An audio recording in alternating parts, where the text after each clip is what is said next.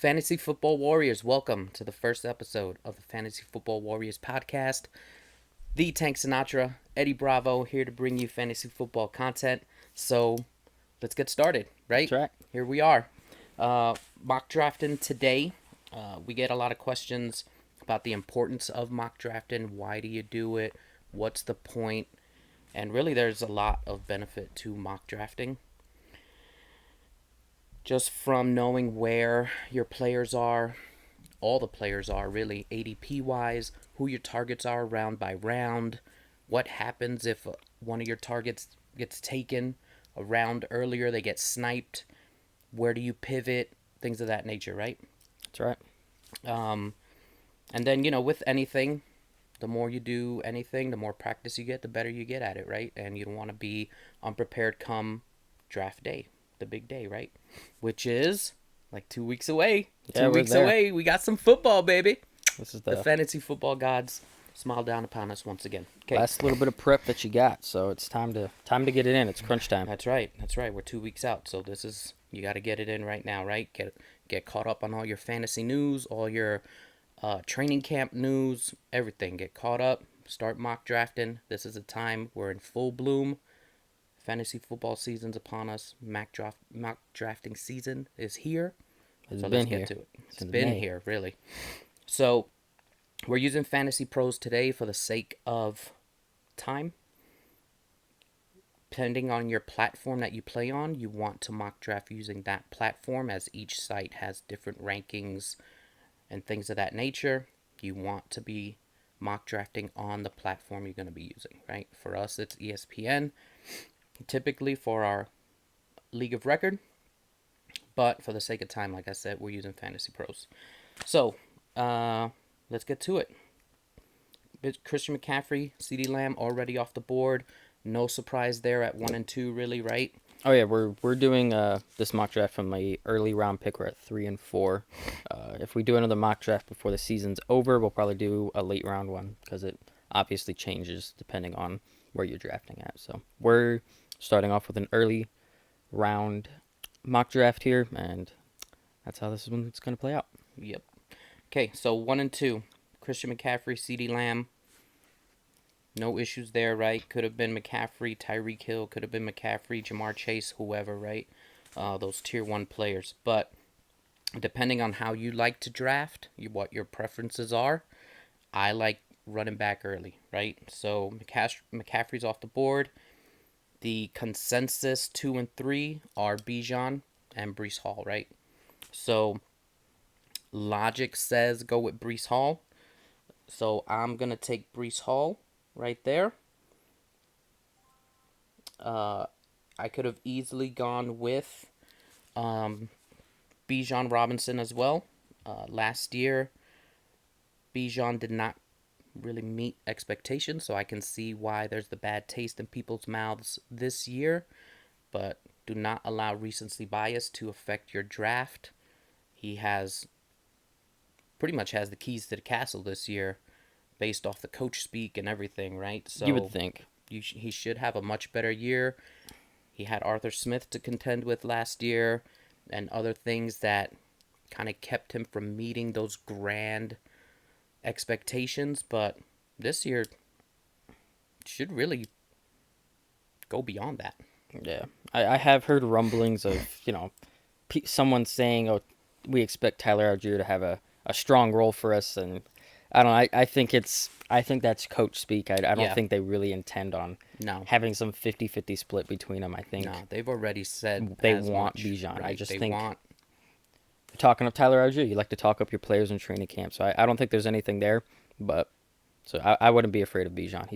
He's plenty talented. He showed it. He's going to be involved in all facets of the game, and the big one is I think his not only his volume but the high value touches will go up. His receptions, his red zone usage. So I think he's in a position this year to actually hit and meet the expectations that we had for him in his rookie season. Just think about all the hindrances he had last year. He still finished as the RB9. 4 rushing touchdowns, 4 receiving touchdowns. He was targeted 86 times, 58 receptions, 214 attempts, over 900 yards on the ground, over 400 yards receiving. Now let's just give him more of that workload, right? Easily should finish, could, I shouldn't say should, right? Because anything can happen, but could easily finish in the top, what, five? I think RB5? on average he should be on the top 5. Yeah, Right. But I did take Brees Hall, finished as the running back 2 last season. I don't think anyone's going to need to be talked into need to Brees be Hall. talked into taking Brees Hall. If you, if so, then I think you need to do some more mock drafting. So who'd you take with your pick?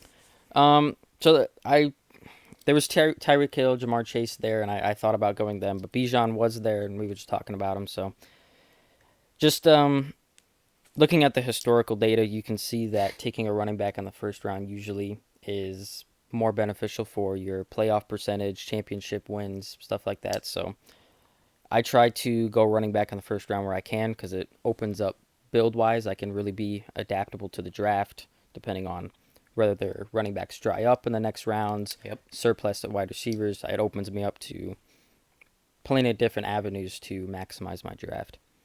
So that's where I went. So you took Bijan. I did. Nice, nice. I had Bijan Robinson last year. I did kind of pay the price for it a little bit due to the hindrances, but if he fell in my lap this year at 3, I would take him again.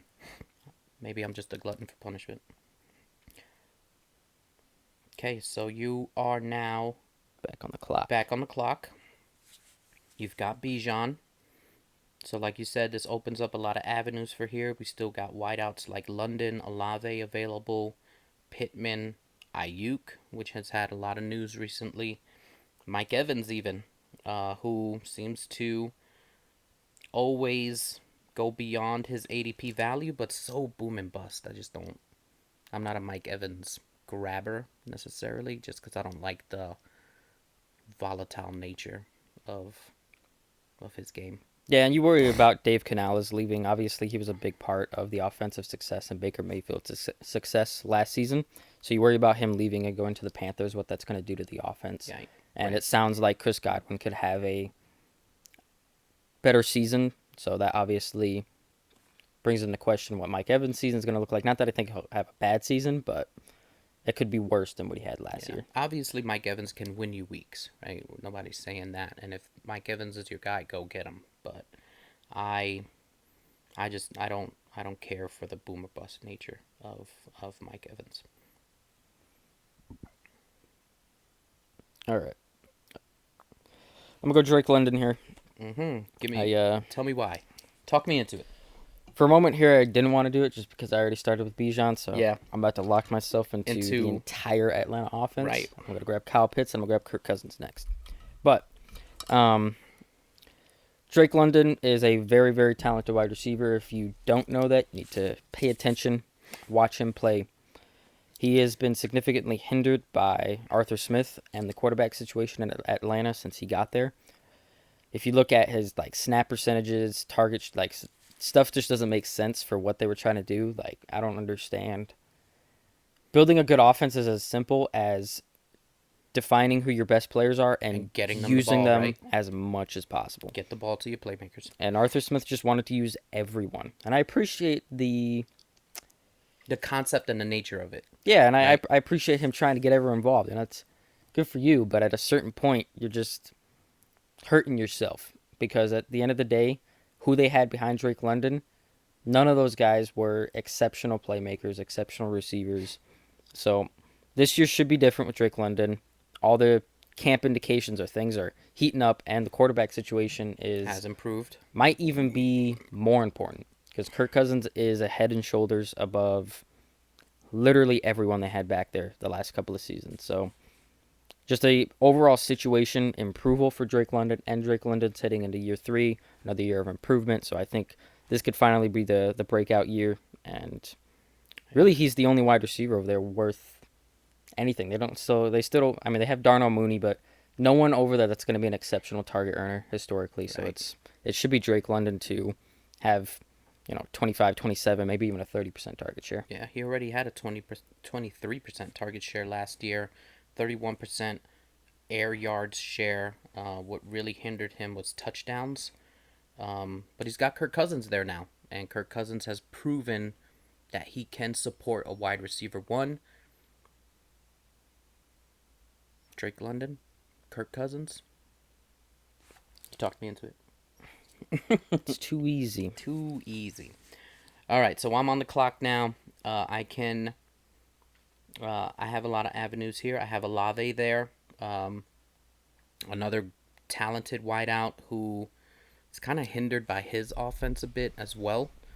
Kind of almost a similar Drake London situation. Great talent that's just not quite meeting those expectations, right? A 25% target share, 40% air yard share,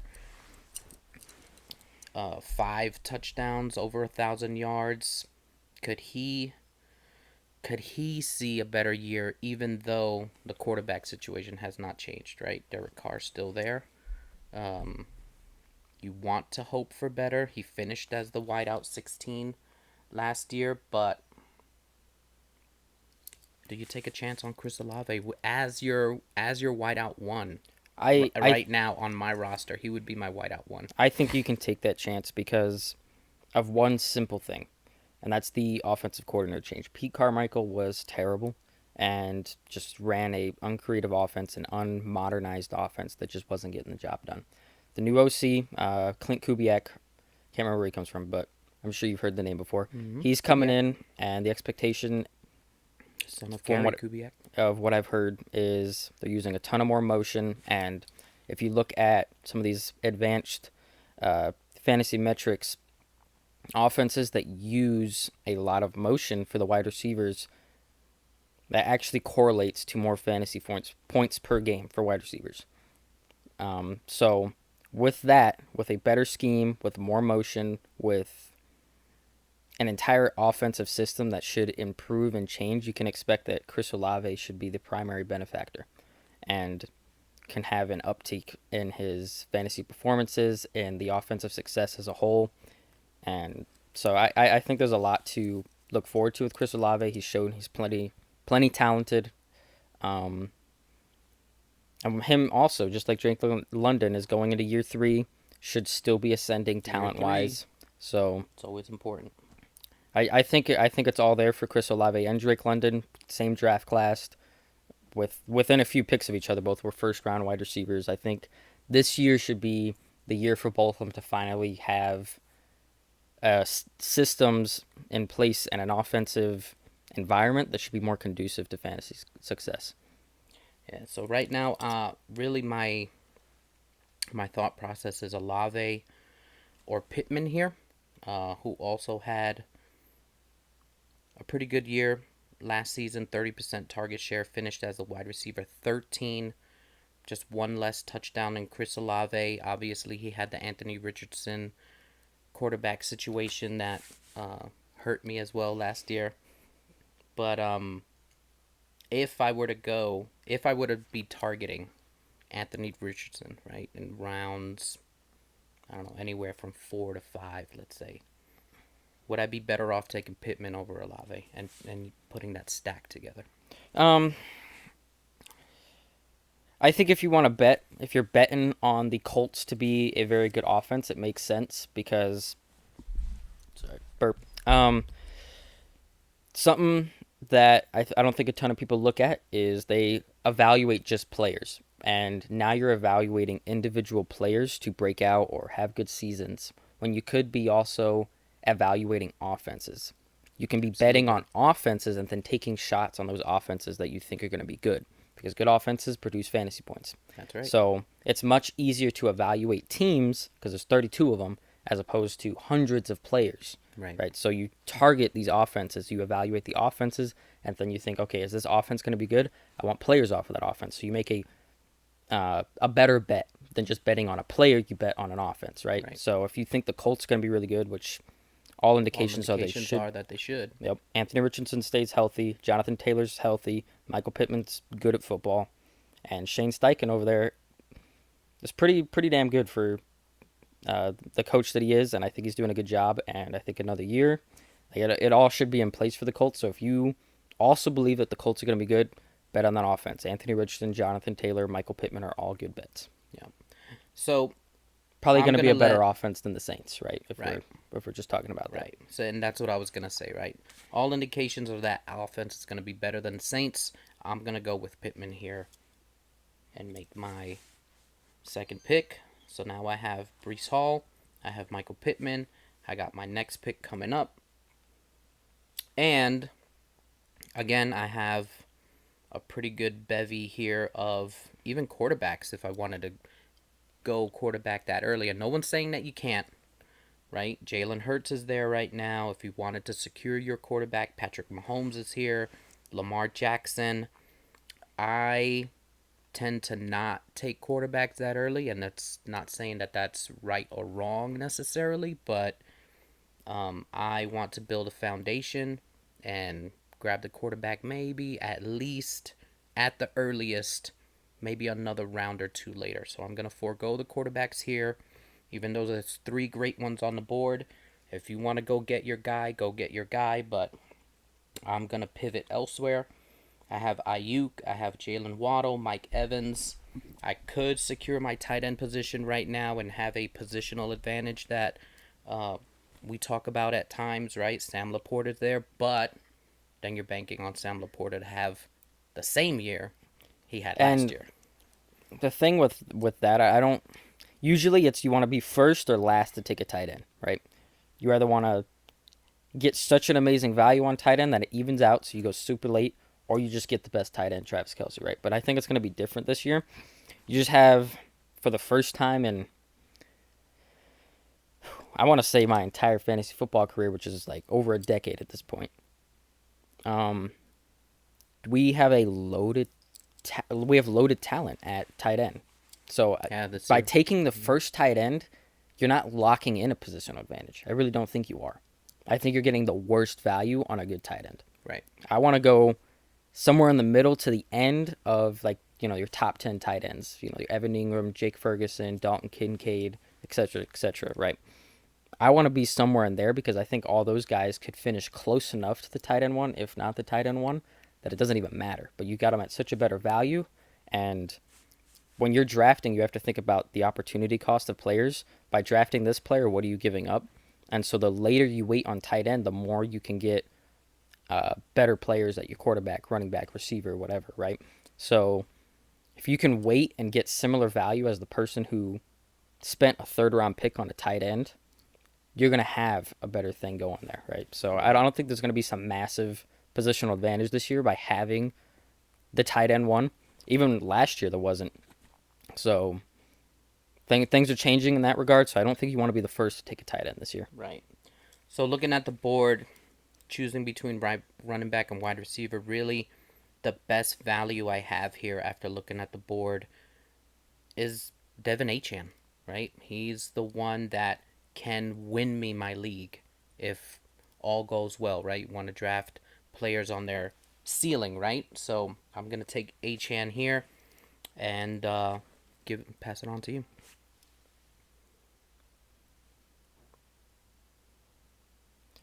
All right, looking at the board here, we are round 3 at this point, and we're starting to look at when. This is why I advocated for taking your running back if you could in the first round, because rounds 3 to like 6, maybe even 2 to 5, however you want to define that range, there are so many good wide receivers that you want to be taking wide receivers in that range. And then so you take your running back in your first round, and then after that round, as you get into round 7, 8, there's good running backs there too that you want to take. So just helping define your draft strategy based on the board this year is how you want to approach your draft. So this year I think it's really, really important to be attacking wide receiver in that 3 to 6, 2 to 5 range, because there are so many good just draft picks at this point at the wide receiver position. So I'm going to keep hammering wide receivers, I think. Okay. Based on the board here, I think my go-tos would be Cooper Kupp, Devonta Smith, Malik Neighbors. And we're going to play the ADP game here. I'm going to go Cooper Kupp as my wide receiver 2. And I don't think that's a bad decision. Then we're going to see what comes back. Uh, Cooper Cup, I mean, you got to think it's still it's still Cooper Cup, right? And you're getting him at a discount. I know the Puka Nakua talk and the Puka Nakua truthers are out there, especially after last year. You know, the Puka Nakua explosion, right, if you will, happened because Cooper Cup went down and he was injured, right? Cooper Cup coming back, healthy, new season. Is it going to be the Puka Nakua show over Cooper Cup? I don't know. I don't think so. I think at the very least there's a split. Um, but Cooper Cup at a discount, I don't think you could go wrong with that. All right, so both Malik Neighbors and Devonta Smith made it back to me at my next pick, so I made the Look at right that. gamble. I was leaning Devonta Smith, but I'm going to go Malik Neighbors just because Malik Neighbors is the wide receiver one. Even though I think Devonta Smith could have a really, really good season because of Kellen Moore coming over, Right. the pace of play is going to be much higher. Yep. The pass rate's going to be much higher. Yep. So there's going to be more room for A.J. Brown and Devonta Smith to feast. I expect Devonta Smith to be the one they move around all over the football field, similar to CeeDee Lamb, whereas A.J. Brown kind of sticks to the X receiver more often. So I really like Devonta Smith this year, but I still want Malik Neighbors just because I love the prospect and the opportunity is there. Now, Daniel Jones does worry me, especially after yesterday's preseason game. He looked atrocious, but still, even with him looking atrocious, Malik Neighbors had like 4 receptions, 54 yards, and pretty much, a half a football. So Right. you extrapolate that over a full game, 8 receptions, Yeah. 100 yards. You're not. That's consistent production that you're going to Right. not scoff at. So I think, Now, if he trips and falls into the end zone, yeah, but I think we'll be fine, even with Daniel Jones not being that good. But I just went with him because I think the target share should be so locked in that, right. and between how good of a prospect he is, it gives you a good balance of floor and ceiling, even if he is a rookie. Yeah, I agree.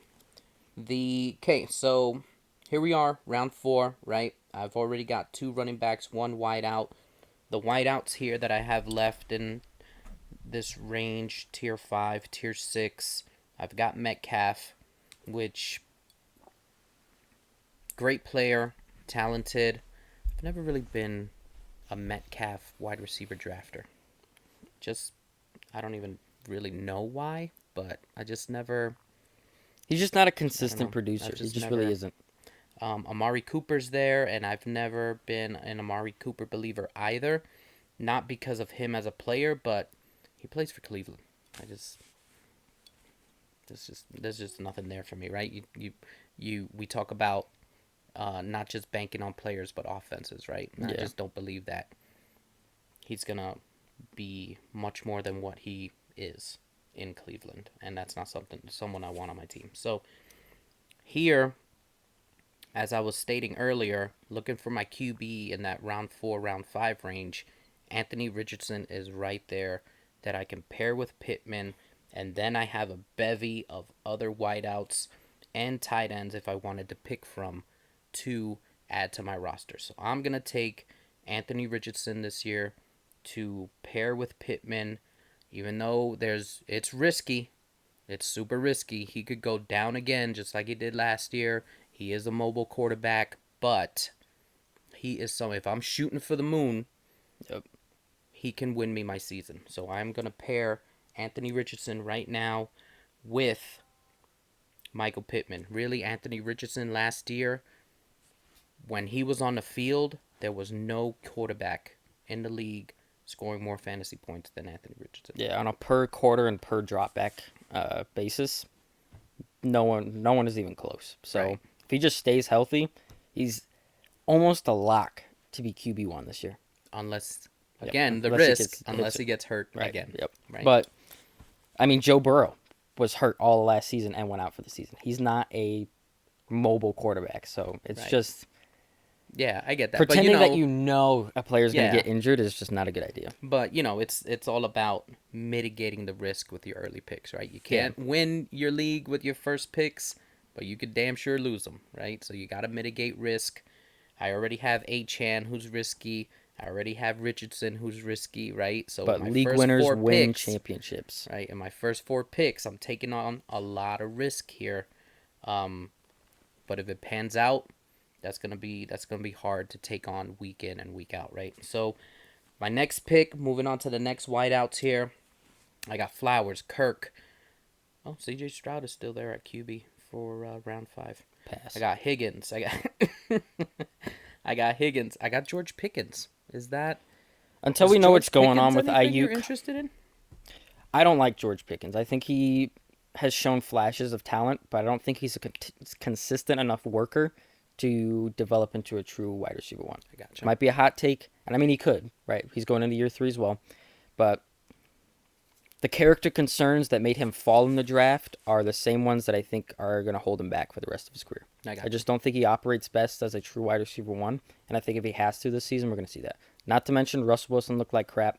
Justin Fields always looks like crap, except for when he's doing something miraculous, right? So it's just scrambling around the backfield. The quarterback situation isn't great.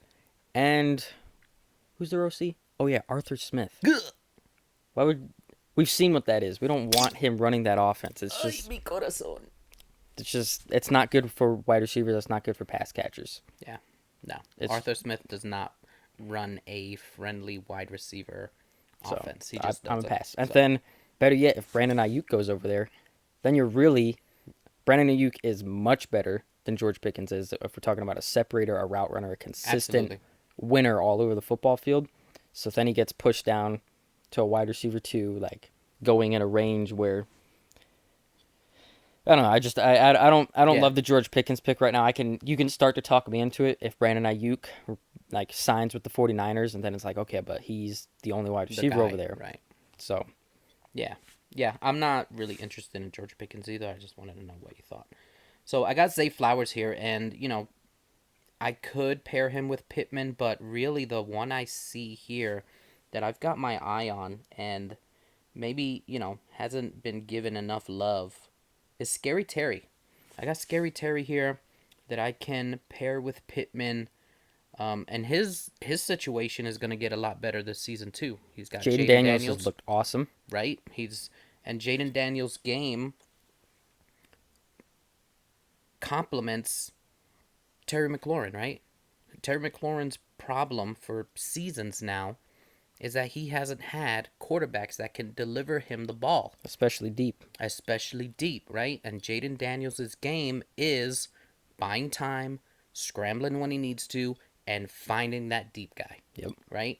So I am all in on Scary Terry this year, not just because of the quarterback, but even the offense, right? Yep. Cliff Kingsbury's over there. Kingsbury should be over there, right?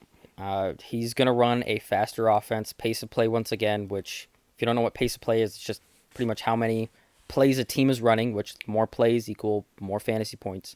So pace of play is going to be higher. The pass rate's probably going to be higher. It's just going to be a more fantasy-friendly environment. Right. And here's the other thing that I've been seeing recently.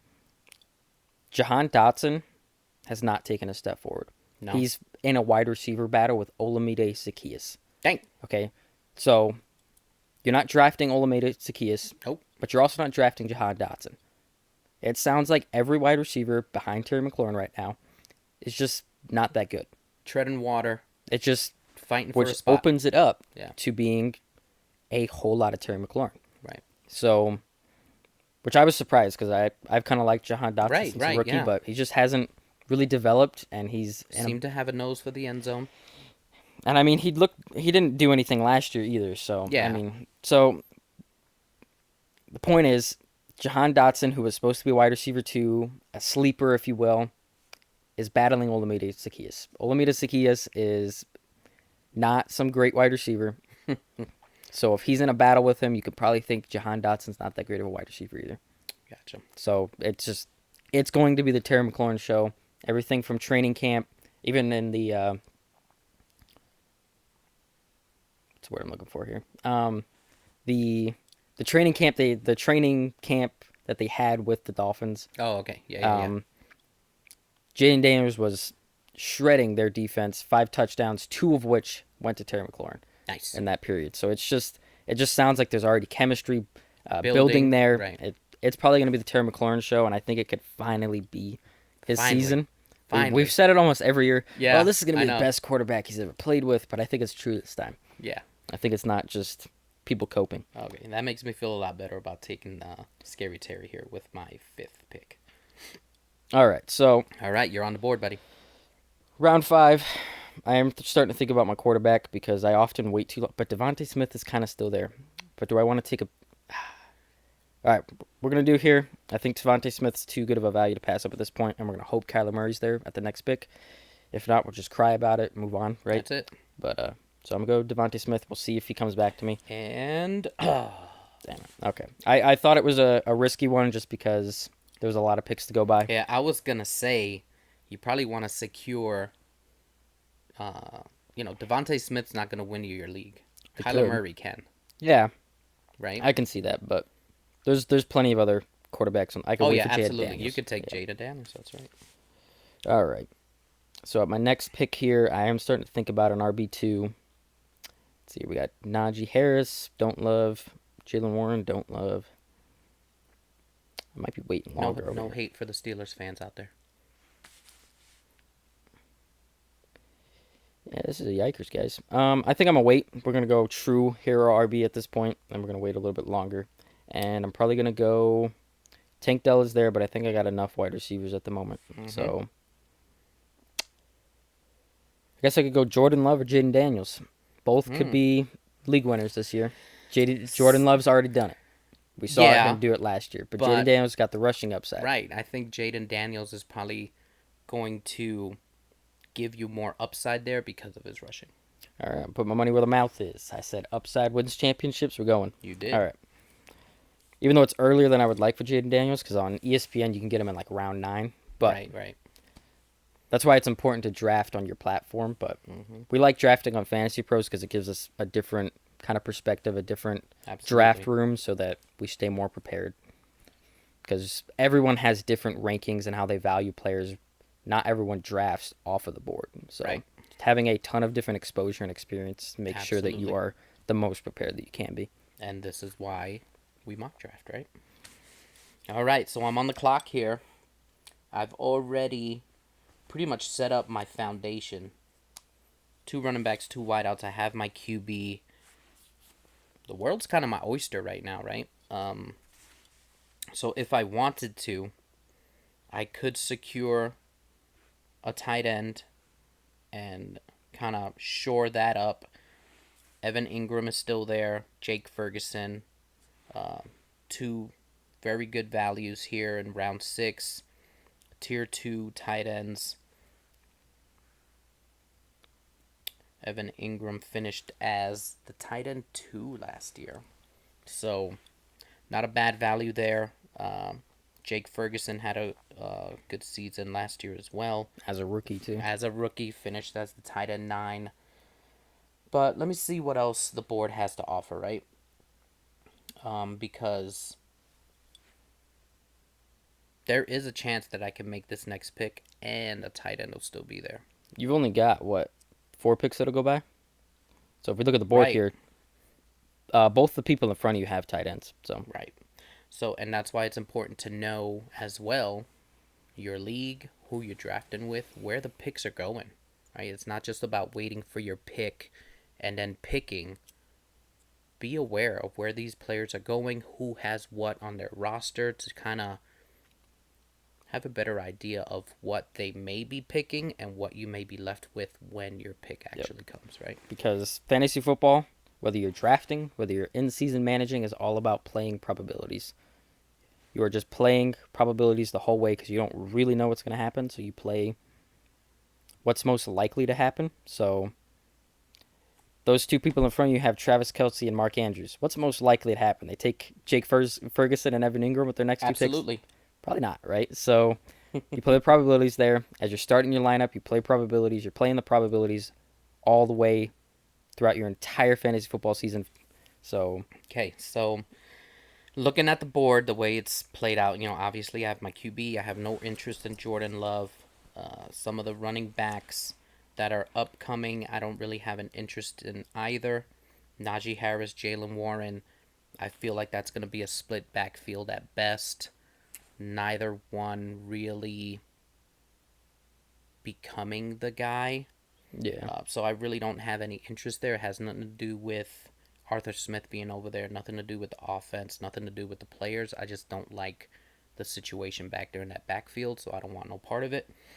Um, Someone I am interested in though, and I've been interested in since since we started really the off season and off season news and free agency is Calvin Ridley. I feel like Calvin Ridley. Obviously, we can get into the egregious misuse Yeah. of Calvin Ridley on the Jaguars last year. Yep. It was Run on a straight line, 40 down yards of the field, and do that it every was play. Good work. excuse me. It was absolutely criminal. Yeah. It was criminal uh, to limit Calvin Ridley to that role the way they did. He is obviously signed a great contract with Tennessee. The thought process and trying to figure out the coach speak is that they're going to use him everywhere. He's Yeah. not just going to run in a straight line. If you missed it, the OC Brian Callahan from the Bengals is now the head coach of the Tennessee Titans.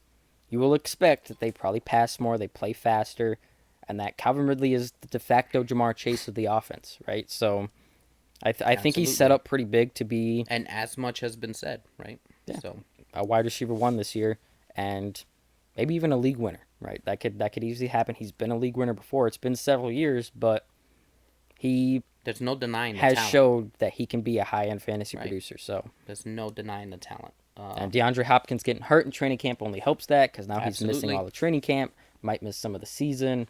It's hard to get your foot in the door, especially when Right. you're And as let's talk old about as the DeAndre QB. Hopkins. Mr. Put mayonnaise in my coffee himself. Yeah, Right? Will Levis might not be a great quarterback, but he plays He'll confidently. Throw it. Yeah, he'll sling it. He just sees what he sees and throws it, and you gotta love that. And for fantasy, you gotta love that. Right? He's a bit of a gunslinger in that regard, right? Yep. So I'm going to take Calvin Ridley. I did take Calvin Ridley. He is now in my flex, right? So having done that, the tight ends that I was kind of looking at are now gone, right? So, and that's fine. I didn't really expect them to stay there, but I Those felt tight ends like, aren't gone. oh no, they are still there. Look at that. So as luck would have it, Not luck. This was calculated. calculated, right? The people in front of you had Travis Kelce and Mark Andrews. So now, I can secure that tight end if I want, and then move on to stacking my bench, right? So I think I'm gonna do that right now. I'm gonna take Evan Ingram, who finished as a tight end 2 last year, and I'm gonna secure that tight end position right there. And the pick is yours, buddy. All right. So I've got 4 wide receivers at the moment, quarterback or running back. Heading into round 7, I think I need to start stacking some upside, some floor at my running back position. You truly went hero. Yep. And let's hope Bijan doesn't crush me for that. But so I'm thinking about trying to go Najee, Tajay Spears, Chase Brown. I think are the running backs I want, and I think I could get them with my next few picks. Absolutely, yeah. I think that's more. I didn't love Najee doable. a couple rounds ago, but at this point, I think at the end of the day, he has a locked-in workload, right? And this is where understanding value comes in. Yep. And he's probably locked in to be the goal line back. Jalen Warren gets you your receptions. They mix in on the ground, right? So I think either one are fine, but I think we've got a longer, I don't know if I want to say history, but I feel like Najee Harris is kind of a Arthur Smith guy, right? He likes the inefficient big back. I don't know what it is. Jalen Warren is undeniably a more efficient and more explosive running back than Najee Harris. But the same could have been said about Bijan Robinson last year. Right, and Tyler Algier. Yeah, right. So you're banking on him maybe giving the nod to Najee and using him more? I don't know if the nod, but I just think they're going to get a very even workload with Najee getting the red zone touches, right? Yeah, So to drive it home once they're yep. in close. I completely agree So with that. I think as a floor guy, I get Najee Harris, and then Tajay Spears and my Chase Brown are kind of especially Chase Brown, explosive young guys that could absolutely take a big leap this year. So I think that's what I'm gonna try for. I'm gonna see how that works out. I think this is the first time I've drafted Najee Harris the entire offseason. Um, but yeah,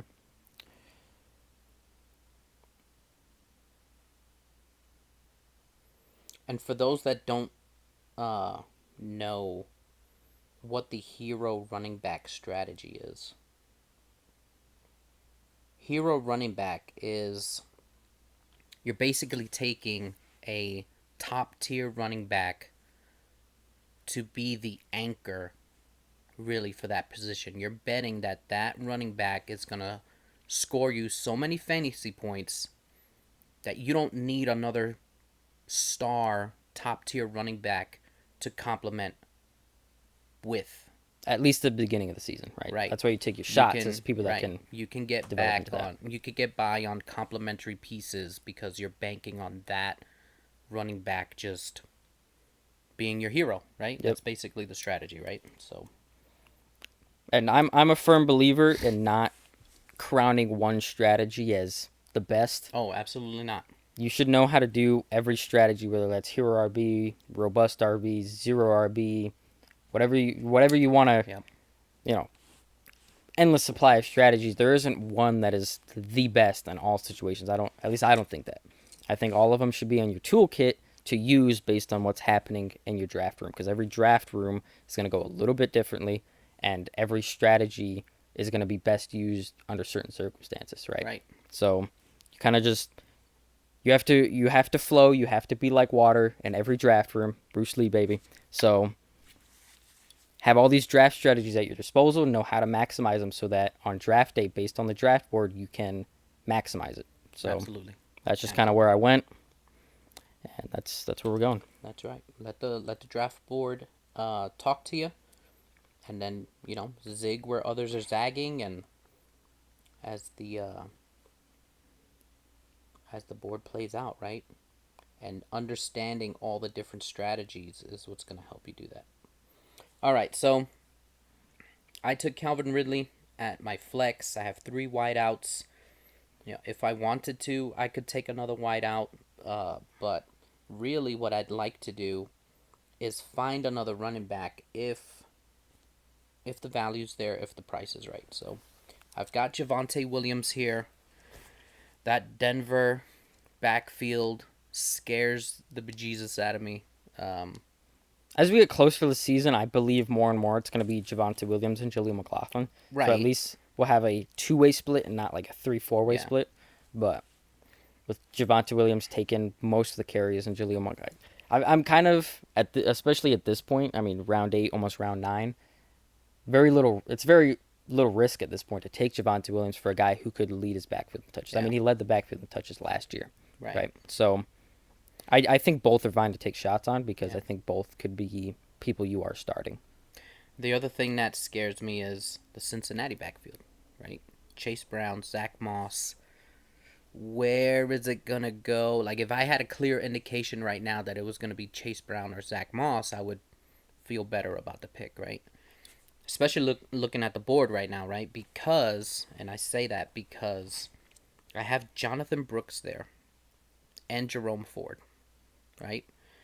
There is this talk that maybe Nick Chubb comes back this year. If anyone saw Nick Chubb's injury last year, it was ugly. It was unfortunate. We love us some Chubb around here. Absolutely. We are full Chubb right now. But I don't know. I don't see a world where Nick Chubb just comes back in a late season surge and just takes over the league. Yeah, Am I I don't wrong? know. I mean, it's fine to bet on because Nick Chubb goes as late as he does, but I think Right. Jerome Ford for at least the first half of the season should be getting all the touches. Like Right. that's your bell cow guy, Right. right? But I mean, he could taper off because even if Nick Chubb comes back and is slowly pushing towards more and more snaps. It's Right. going to limit the snaps. So you get a Yeah. decreasing player late in the season. Right. But early in the season, you probably get a pretty good stud, right? Mm-hmm. And Jerome Ford isn't going to completely go away. I mean, in Cleveland, they've never just given Nick Chubb the keys, right? So I like Jerome Ford. I think he's a good pick. The But for me, if I'm looking at a possible league winner here in with my 8th pick, I'm looking at Jonathan Brooks. You know, he's coming in a little banged up, a little injured, right? Off an ACL tear, I will say that. So It is, it's kind yeah. of the same thing as I Nick said Chubb. I said a little, more like not a little. But he However, is 20 years old. He's young. yeah, He can take that, right? and it would be his backfield. You would Really, expect once you he would gets back. expect, right? Once he gets back. Um, I mean, we just so saw Dave Canales give Rashad White the second most touches in the league. right. So So I'm gonna take Jonathan Brooks here. I'm gonna take a chance on Jonathan Brooks as a possible league winner. He's gonna be on my bench. He'll be my running back 3. And really, if he starts the season injured, I could put him in an IR spot. Yep. And just keep him stashed away until. yeah, you don't want to be starting Jonathan Brooks week 1. I No, think absolutely he's not. someone you want Jonathan to Brooks is wait. definitely a wait and see.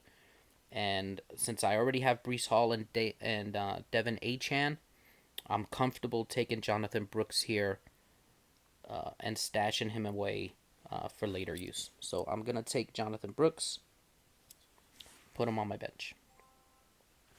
Next pick, and look at that, Jerome Ford is still there. Really, if I wanted to take him and secure another running back that is going to help me throughout my season, because as we get further down and start looking at running backs, they are starting to dry up. They are definitely starting to dry up. So Jerome Ford might be my last chance to have an absolute competent, not just competent running back, but one that we are confident is going to get full usage in his backfield, right? So looking at the wideouts, I think that I can wait here. I have 3, I believe, stud wide receivers on my roster right now. So I'm going to secure another running back, and it's going to be Jerome Ford. Go for it, buddy. Pick's on you, baby. So I was hoping Chase Brown would be there at this next pick. He did not make it. He did not make it. No. So instead of reaching on, even though at this point there's round 9, we're starting to get into the range where there is no such a thing as reaching. You know just who I grabbing have guys. here for you? Ezekiel Elliott. Even him, I'd probably wait on if I really wanted him, which I don't. Yeah. But, so I think I'm just going to grab one of these wide receivers, Lad McConkey, Hollywood Brown, Roma Dunze, even Christian Watson. I was think looking all at have, them too, but with the wide receivers I have, that's why I kind of just like pivoted away, but I was looking at them. Yeah. Honestly, I don't have any strong feelings either way here. I've got a pretty stacked wide receiver crew at the moment, so I feel like, I mean, all of them have upside. All right. Do you have any tight end yet? I don't. It's a good idea. It's a good idea. Good thing you said that. Yep. All right. I'm here. Pick settled. I'm gonna grab Jake Ferguson. I'm We're move here on. for each other. There you go. See, Jake Ferguson in round Beautiful. with your 9th pick. That was your 10th pick. And that worked out because that's what I wanted to do. I wanted to grab someone else because I liked all 3 of those wide receivers. 2 of them got taken. Left Roma Dunze there. I think I'm gonna grab Rome, and then the rest of the draft I'll probably hammer out some running backs. Or maybe I just start right now. Nah, we'll see. We'll see. I'm gonna grab Roma Dunze with the expectation that it's him and DJ Moore in 2 wide receiver sets, and he ascends. Right. That's why we do this thing, baby. All right, so here I am. I've got 2 running backs on my bench already.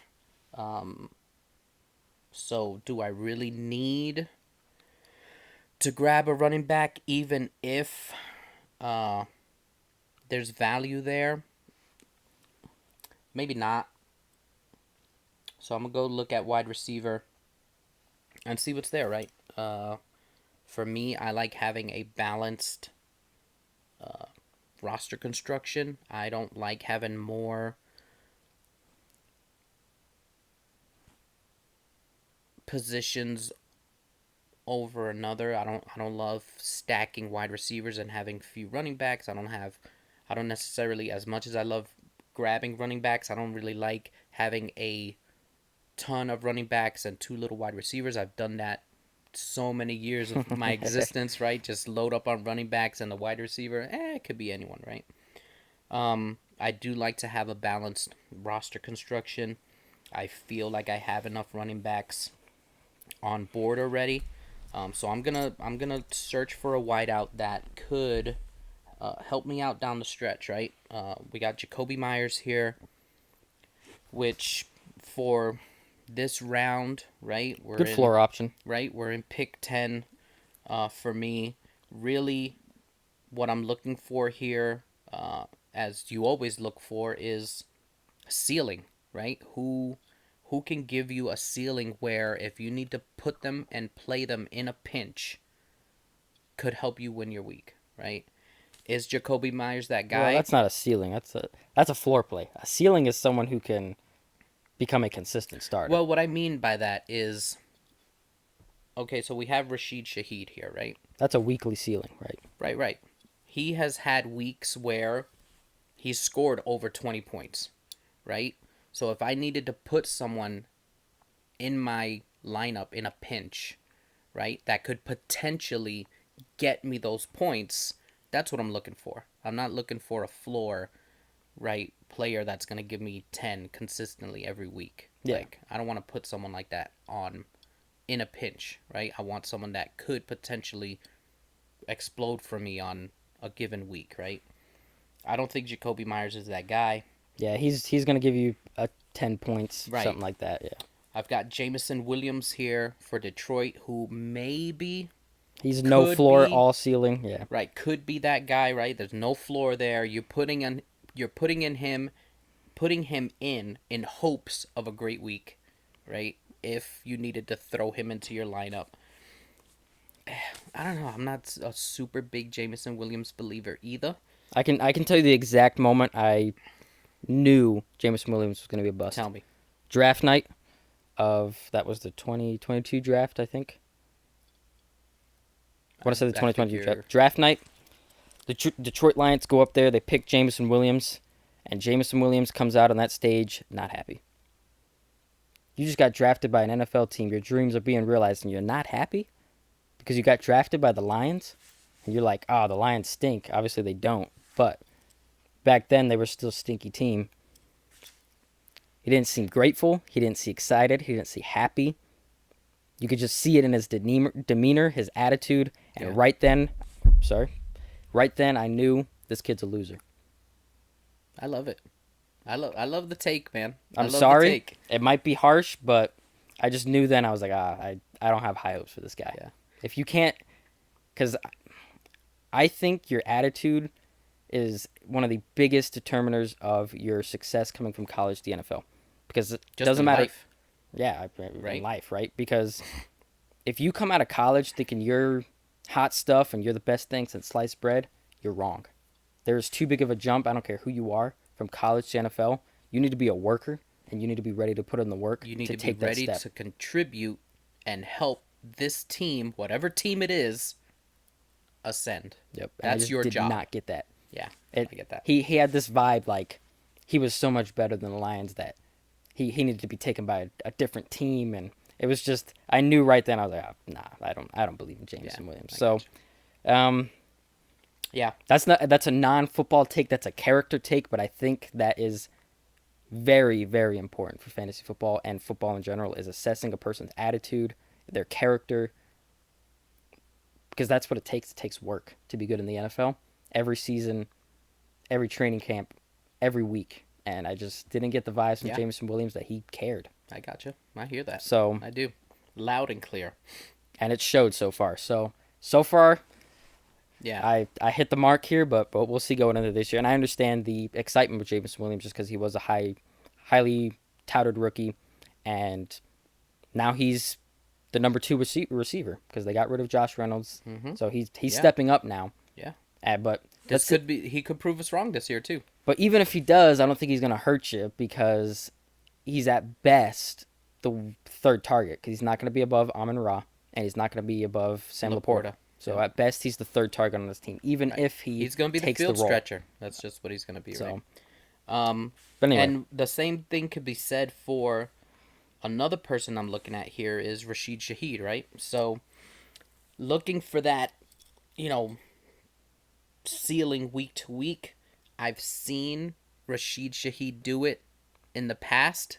So, I'm taking Rashid Shaheed here and hoping for the best if I ever have to plug him in. and who knows? He could be someone who also benefits from the OC change. He could. They could use him as Absolutely. more than just a field stretcher who goes down and comes down with them. So, Right. I like Rashid Shaheed. He's been an enjoyable player to watch since Yeah. he came into the league. So, it's easy to bet on him. Yeah. So now I'm gonna grab another wideout, and I'm gonna look for someone that may have a pretty good solid workload. And I'm looking at Josh Palmer, right? I know that Lad McConkey's the new shiny toy in Chargers land, and everything seems to point to McConkey maybe being the benefactor of target share, but Josh Palmer's still there, and He's shown that he can he's produce. shown that he can do it, right? So I'm gonna take Josh Yep. Palmer here, I like Josh Palmer late. and now I've got two running backs, two wideouts on my bench. All right, I'm going Jaleel McLaughlin with this next pick. Oh, big one. Sean Payton backfields have always produced a ton of fantasy points if it's consolidated around Javonte Williams and Jaleel McLaughlin. Yep. Love that. And a big part of the Sean Payton offense is the targets and receptions to receivers. I think that's Jaleel McLaughlin's role. So I think he provides you standalone value. And if he was ever to take over the backfield, I don't know if that would be done through just winning it, but if Javonte Williams got hurt, I think Jaleel McLaughlin is someone who could enter league winning territory. I think he wouldn't.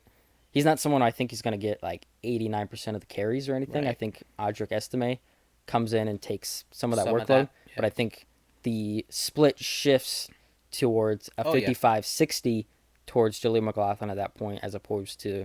I believe that. So I like the standalone value and the upside there. I probably look at, let's see here. Get into the later rounds, it's all just shots at this Yep, point. absolutely. I'd like to grab another running back, just because they kind of went, but I don't know if I see anyone here worth taking at this point, so I don't know if I'm gonna force it. We're gonna go with.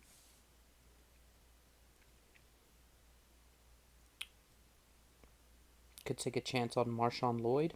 Josh Jacobs goes down, I could right? at this point with one of my last picks. I was If hoping you Tyler wanted Algier was gonna to, be there. Yeah. If you wanted to. All right, we're gonna go.